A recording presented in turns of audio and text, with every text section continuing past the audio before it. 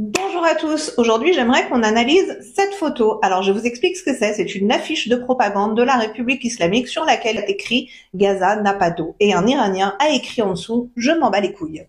Pourquoi les Iraniens réagissent-ils à ce point épidermiquement à chaque fois qu'on leur parle de Gaza? Je vous explique. Aujourd'hui, bien que cela n'intéresse ni les médias, ni les humanistes, ni les manifestants dans la rue, 28 des 31 provinces iraniennes n'ont plus d'eau et plus d'électricité.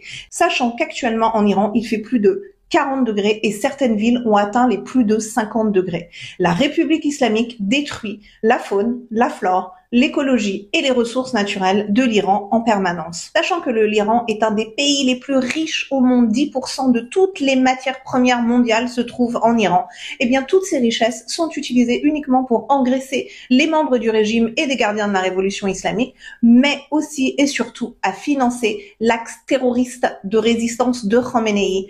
Pour exemple, la République islamique a donné plus de 500 millions de dollars au Hamas. De plus, ils ont dépensé 300 millions de dollars pour les aider à creuser leur tunnel de la mort. Autre point, la République islamique finance, arme, entraîne et engraisse les terroristes du Hezbollah, des Houthis, du djihad islamique, des brigades irakiennes.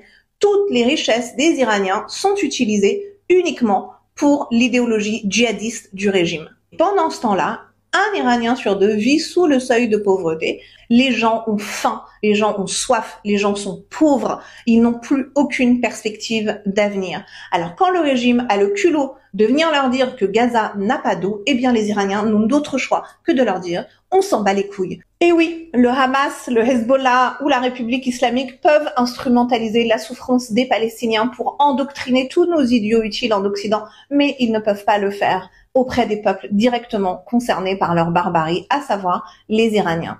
Un autre exemple, en ce moment même, il y a un pèlerinage islamique chiite et la République islamique a dépensé des milliards en eau, en nourriture pour goinfrer tous ses partisans, pour leur permettre d'être en permanence arrosés d'eau dans le désert, pour leur permettre d'aller pleurer leurs imams morts il y a 1400 ans, alors même que mon peuple est en train de mourir à cet instant même sur nos terres.